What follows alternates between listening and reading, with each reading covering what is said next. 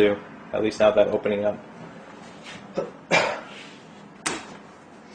So it's actually pretty light for a 15-inch system, which is nice to see. Pop the battery in there, and we're all set to go. Just do a quick look at the ports. Yeah, we see our card reader there, mic, headphone jacks, FireWire, eSATA, USB, well USB, then eSATA. Then we have DisplayPort, the venting, 2 more USB slots. Moving to the back, we have our power connection, VGA. There's the battery section. Kensington lock port. Then we have our RJ11, RJ45. 1 more USB slot. That is a DVD drive with a smart card reader above it. And on the front, we really just have the latch button and SD, MMC, memory stick, and XD card reader. Let's pop the system open. And right off the bat, we see it's a full number pad.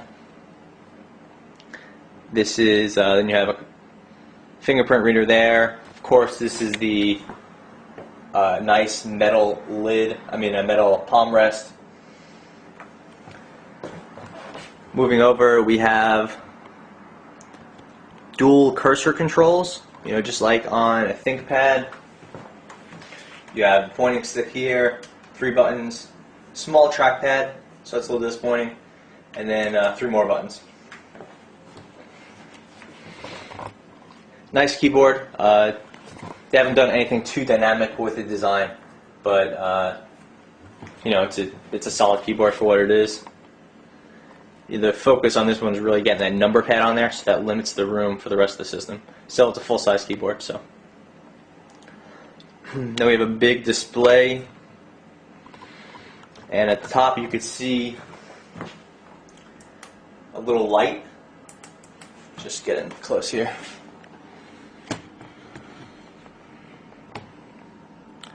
There you go. So it's basically a little LED light, just like on a ThinkPad, except this one pops in and out. Really slick.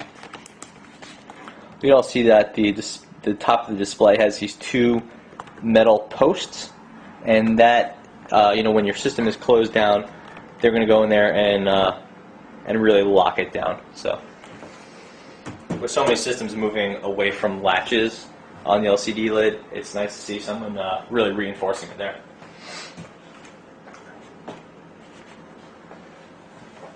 Turning the system on, we can see that HP moved over to, not moved over, they still use those kind of blue and then I guess aqua or whatever you want to call it, and orange indicators up there. They're touch sensitive, so it's really slick.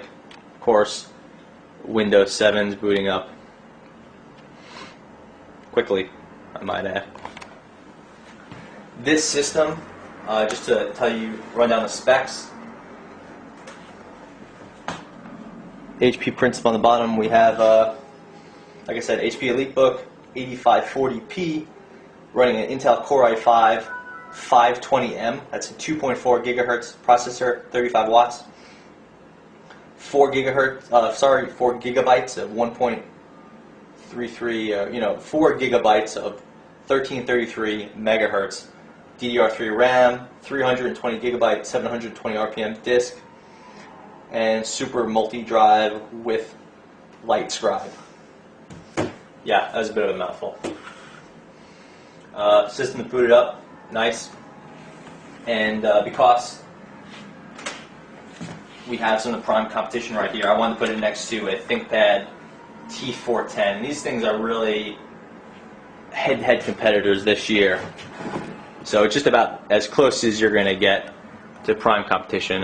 The only issue here is that this is the 8540p, which is a 15-inch, and this over here is the T410, which is a 14-inch. So ideally I would have the T510 here next to the 8540 or the T410 next to the 8440, if you could follow those numbers.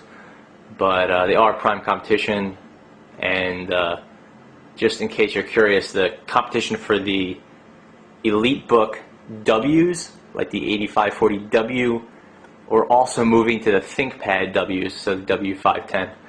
It's going to move us to the higher end graphics. So yeah, I'll have a full review up before too long, so check back to geek.com for a more extensive look at the HP EliteBook 8540P. This is Sal Congeloso. Thanks for watching.